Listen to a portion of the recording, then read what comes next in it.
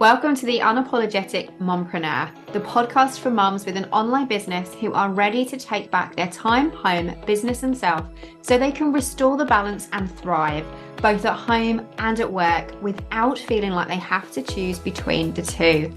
I'm your host, Sarah Dew, life and biz coach for mompreneurs. I'm also a mum, stepmom, wife, introvert, breast cancer survivor, and your mentor for making a change for the better. I've learned how to go from surviving to thriving and unapologetically create a business I love and the life I want for me and my family without worrying about what other people think. And now I'm here to help you do the same. Because being an unapologetic mompreneur doesn't mean that we're selfish or that we don't care about others. It simply means that we are not afraid to show up as our true, authentic selves, to step into our purpose, do what we know is right for ourselves and the ones we love, and take the steps we need to take to make our dream life and business a reality. Join me each week where I'll be sharing all of my best tips and strategies, plus the occasional dose of tough but gentle love to help you feel empowered, motivated, and confident to take action so that you can become the mum, wife, biz owner, and woman you know you are meant and deserve to be.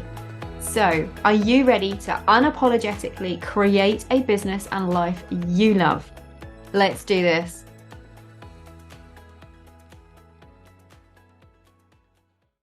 Hey there, and welcome to episode 70 of the Unapologetic Mompreneur podcast, where today we are talking about 5 ways that you can set yourself up for new term success. It's January and the kids are back at school, but if you are feeling like it's taking a little bit longer than usual to get back into your normal routine and find your groove, you are not alone. I have been chatting with many of my clients and my network buddies, and they've all been saying exactly the same, that they're still trying to catch their breath from all of the Christmas festivities and that they're finding it hard to get back into their usual routines again. If this is you too, you are definitely not alone. I am totally feeling that struggle too.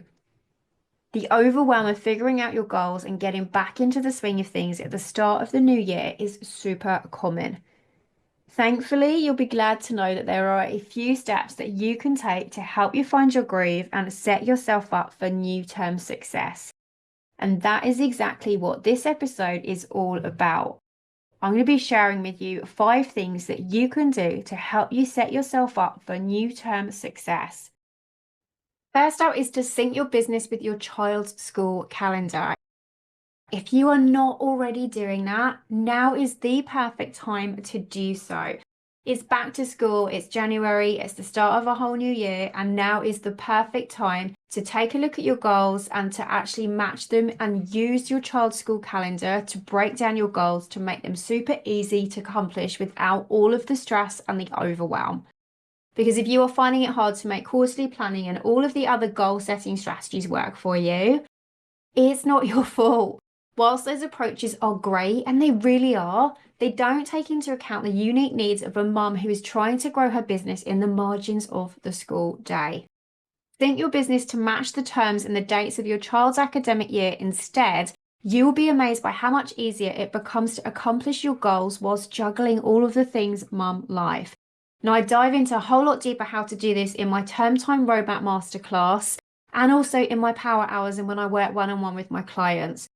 Basically, grab your calendar, take a look at all of the term dates that your child has got, ditch everything that you know and forget everything for a moment that you know about quarterly planning and 90-day years and all of those other things, and map out the term times.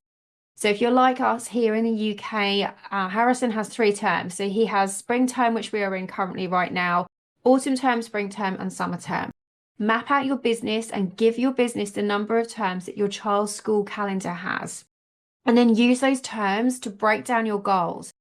Pick a goal for each term that you know is going to help you move the needle forward in your business. Set the end date of when you want to accomplish that goal to be the end of your child's term.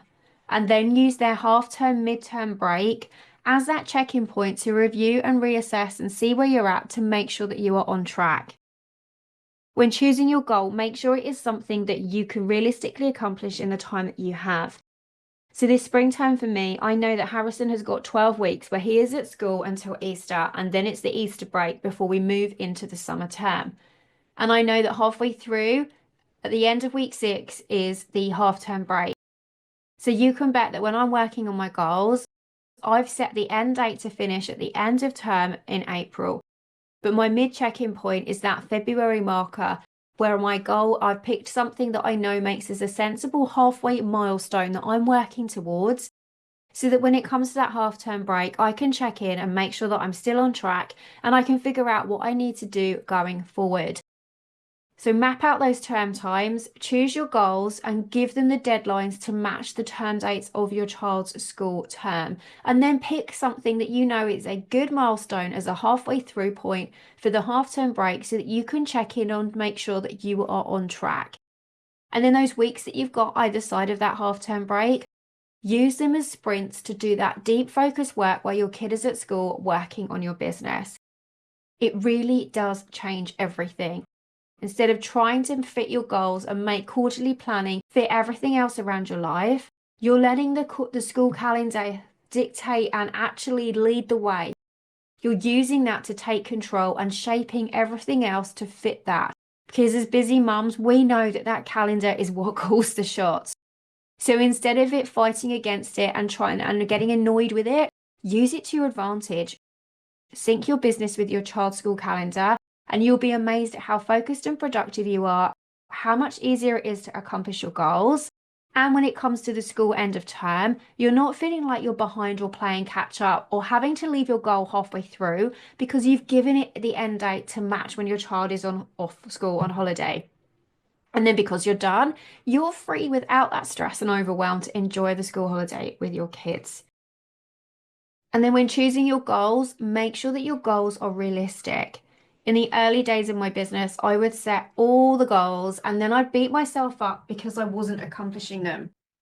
But in all honesty, I was being totally unrealistic about what I could accomplish in the time that I had. There was simply no way that I could have achieved what I was trying to achieve in the time that I had. Because things always take longer than we think they're going to take, especially when we're juggling school runs and unexpected sick days. So be kind to yourself and be realistic about what you can accomplish. Make sure you are being clear between the distinction of what would be nice to accomplish and what you know you can realistically achieve. Because if you're making a great big long list of all of the things that would be nice to accomplish and what you want to do, but you know in reality that you are not going to be able to do it, you're just setting yourself up for failure before you even start. So make sure your goals are realistic. Break them down into the term time of the time that you have. Be kind to yourself. Ask yourself what you can realistically achieve come the end of term so that you are then free to enjoy that break with your kids without feeling stressed and exhausted. And then make sure that you build a buffer in so that you have some catch up time too, just in case.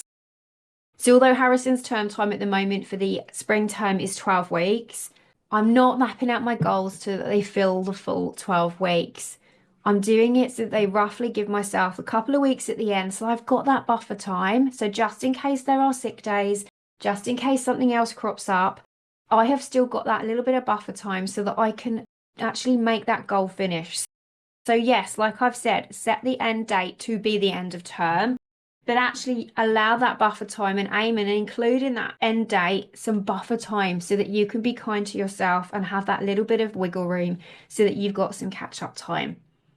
But when you're choosing your goals, just check in with yourself and ask yourself, am I being realistic? Can I really achieve this? Because the more realistic and honest you are, the easier it's going to be for you to accomplish your goals without all of that pressure and stopping you from feeling like you're a failure. So you've synced your business with your child's school calendar and you've made sure that your goals are realistic. Next up is to get some family time in the diary. Make it easy to strike a happy balance between home and work without feeling torn between the two by scheduling time for family as well as time for your business. It may seem like an unnecessary step or an extra step of what's the point by putting family time in the diary, but actually it's helping you to be super intentional about the way that you are spending time together. When and how will you spend time with your family this week, this month, and this term? Whether it's time together after school or going for a walk on the weekend or simply enjoying dinner together, get it in the diary. Pick out time when you're going to have date nights with your other half and pick out time when you're going to have date days and one-on-one time with your kiddos. Put it in the diary because just like everything else, when it's in the diary, it's far more likely to happen. And because you've allocated time for it already, you know then that if anything else comes in, you've still got quality time with family and you've set your priorities and you know that that time is there, set there first, and you can fit everything else around it so that you're then not getting to the end of the week or the end of the month or the end of the term and feeling frustrated that you haven't spent any quality time with your kids. Being intentional and setting boundaries for both home and at work and getting that family time in the diary will really help you to feel present instead of feeling like you are neglecting one in favor of the other. Next up is to batch your tasks. I am a huge fan of batching my tasks and for very good reason. When I batch my work, I am far more efficient. I'm also able to make the most of the time that I have instead of spinning in circles wondering what I need to work on next. I absolutely hate walking into my office on a Monday morning, not having a clue what I am doing. I'm far more likely to just go off and do something else, faff around with laundry, wander around the house, and just really not achieve anything. Batching my tasks and dedicating certain days of the week or times of the day for specific tasks really does help you to get focused and help you to get more done in a shorter space of time.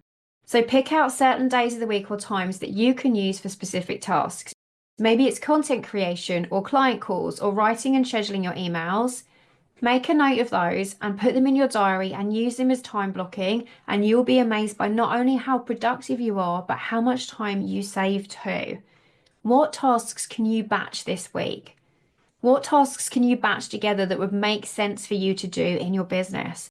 Make a list of those things and give it a try. See what works for you. Time block out your time and give your time themes. So for me, for this term, I'm using the first couple of weeks of the term to record all of my podcast episodes for the term. I'm using it to write all of my emails and get them scheduled. I'm taking care of all of that stuff that I know that I'm going to need throughout the term and using that as a theme at the beginning of the term to get it done so that I know that it's taken care of and then I'm free to focus on my goals for the rest of the time. And then during the weeks, I've got theme days too. Monday morning is my blitz day. I will use that Monday morning session to quickly blitz my house so that I know it's all taken care of and then I can carry on for the rest of the week and focus on my work without being distracted around the house. Tuesday, Wednesday, Thursday are days that are dedicated to client calls. And then on Fridays mornings are my CEO morning. That is my theme for that morning where I'm going to wrap up my week. I check in on my stats, I update my accounts, I look at where I'm at with my goals, and I look at what I need to do for the coming week so that I can close out my week and enjoy my weekend without stressing and thinking and trying to remember all of the things that I want to focus on come Monday morning. So what themes can you give yourself and what tasks can you add to your list that you can use to batch during those times? Have a go at batching your tasks and you really will thank yourself. Like I said, you'll be amazed by not only how productive you are, but how much time you save as well. And then lastly, the final thing that you can do to set your term up for success is to prepare for curveballs. As mums, we know that our days and our weeks never go according to plan. They might look great on paper, but sometimes we don't even get as far as Tuesday and our plans have gone out the window. We are never too far from the next sick day. After school clubs get cancelled, and if your kids are anything like mine, there is usually a piece of forgotten homework that needs last minute attention too. Plan for those moments by building in buffer time each week. Allow yourself a few moments here or there so that you are not cramming every moment full and that you have got a bit of buffer time so that if things do crop up, you can still get things done. Another way of tackling this is also having a quick tasks list that you can fall back on if things get derailed. It could be things as simple as responding to emails or creating a few pins to Pinterest or planning your content for next week or bulleting out an email. Make a list of all of the quick tasks that you can do so that you can continue to move forward even if your day doesn't unfold as planned. Take 30 minutes today or tomorrow to sit down, follow these steps through, and plan out your schedule for the coming term. Sync your business with your child's school calendar. Take a look at the start date and the end date of the term and use those as the time frames that you are going to work on your goals, using that half-term break as your midterm check-in to make sure that you are on track. And then when choosing your goals, make sure they're realistic. Take a look at the time you have and ask yourself honestly and truly, what you are setting yourself, can you really accomplish it in that time frame? Be kind to yourself and realistic about what you can accomplish, and make sure that you're building some buffer time at the end so that you can catch up just in case things go awry. Then don't forget to put some family time in the diary. Think about how you're going to spend time with your family this week, this month, and this term. Be intentional about it. Get it in the diary so that you can spend that quality time together. Make a list of those tasks that you can batch and give certain days of your week themes so that you know what you're focusing on when, and that you can be super productive, and you'll be amazed at how much time you save as well. And then finally prepare for those and plan for those curveballs. Make sure you put in some buffer time each week and have that quick tasks list. Do those few things and it really will help you just feel like you are in control, that you have got a plan, you know what you're working on, you know how much time you've got, and it will really help you to find your groove, get back into your routine, and help you manage work and family life without you feeling like you have to choose between the two. I hope that this episode has helped you to kickstart your year and to help you set yourself up for new term success. If you want help putting this together, or you want help creating a custom action plan that aligns your business with your goals, with your family's needs, or you want some help in creating your personalized term time roadmap, book a power hour with me and together we can make your school term your most successful yet.